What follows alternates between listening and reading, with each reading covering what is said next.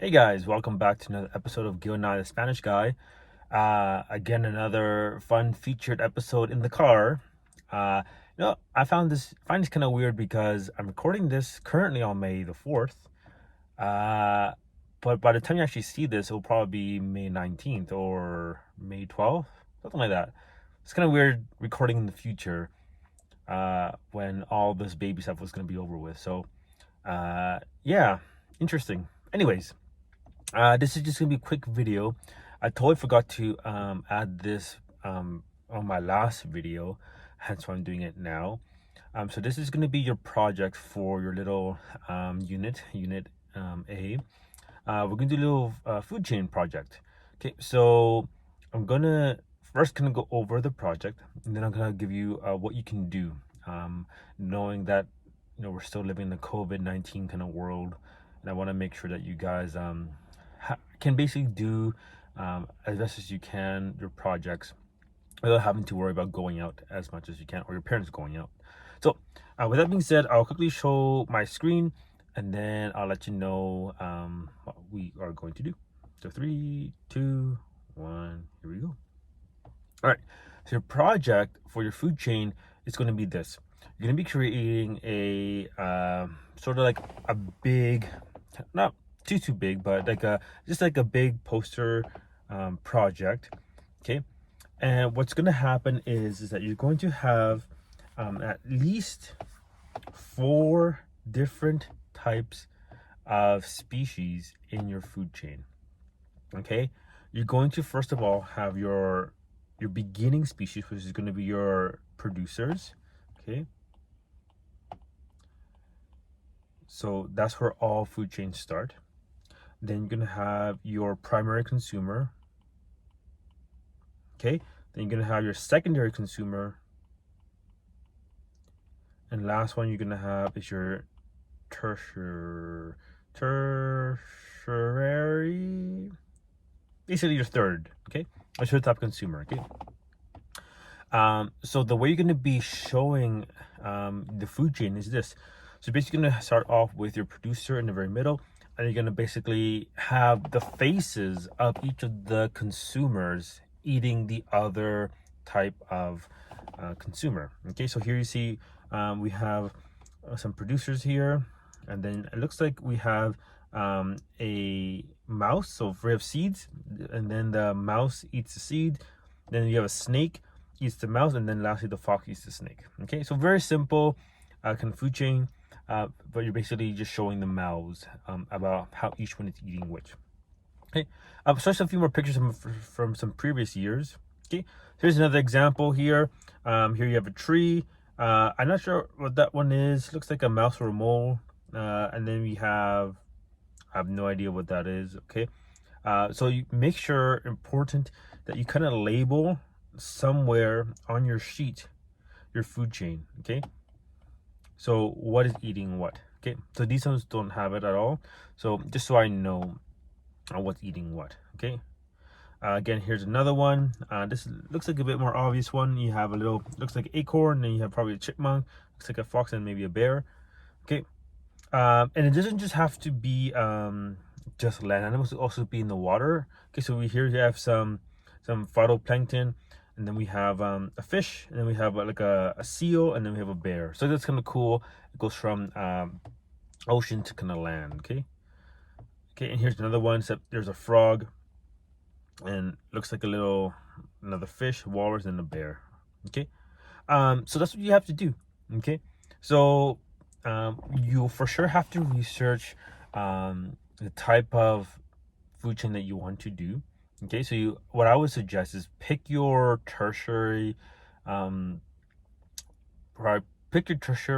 first. Okay, so that's gonna be your top food chain animal. Okay, so you could pick like an eagle, you could pick a bear, pick a whatever you think would be like one of those big kind of guys, and then you can research what do they eat. Okay, so let's say for example, if a bear eats a fish or like a salmon, okay, well, what would the salmon eat? Okay, and then you can research that, and then just kind of work your way down. Okay, that would be one way to do it. The other way would do it is you could just type in type of producers, but there's just so many producers, right? Remember how we said like there's so many more producers versus everything else. So it might be a little bit tougher. So I would just go with your tertiary animal first, okay, and then you can work your way down the food chain like that. Okay, and the way you can do it, I would like for you to do something like this. Okay, now I know sometimes construction paper is really hard to find. So what you can always do is just kind of just color it. Okay, that would probably be my best suggestion. Okay, so cut it out and color it. And then what you can do is that if you have some extra pieces of papers at home, okay, you can just sort of cut out your little small pieces of paper and then just stick one on top of the other one. Okay, and in terms of size, it's going to vary because again, not many people have the construction paper, but I would like, at least if you have, I would say it'd be easier if you have 4 white sheets of paper, and then you can just tape them all together, so you have like kind of like a bigger kind of poster. So that'll be your base, and then you can just add 3 more things on top of it. Okay, only reason I say that is because if you just have a regular white sheet of paper, it's gonna be really small to see the finer details. Okay, so I would say at least have a sheet of paper, times it by 4, and then you have at least a decent enough size to do it. Okay, and the way you kind of do this project is that you basically cut out the mouth, so you have like your main paper on the bottom, and then basically what you're doing is just cutting out each of the mouths. So you sort of see here, the construction paper is going to be blue on the background. Okay, and then you have just the mouth openings, and that's it. Okay, so again, you can sort of see how they do it for all of them. Okay, now you don't need to specifically just have like cut it out like this. This guy, he left just the entire face like this. That can also be a possibility. Okay, but at the end of the day, you're basically just still cutting, making sure that you basically have just the mouth cut out. Okay, and just have the face like that. Okay, so I'll leave you to that. I'll give you guys 2 weeks to do this project. And if for some reason you have no pieces of paper, no crayons available, this is what I'll do. I'll let you actually do this on Minecraft if you would like. The way you do it on Minecraft is you're just going to basically do your building blocks, and then just kind of create something similar to this. Okay, so you can even do like a little rough outline on a piece of paper and then sort of see how it might look on Minecraft. So the things on Minecraft, they have to be visible, so I need to make sure that they look like an actual animal, or best as you can.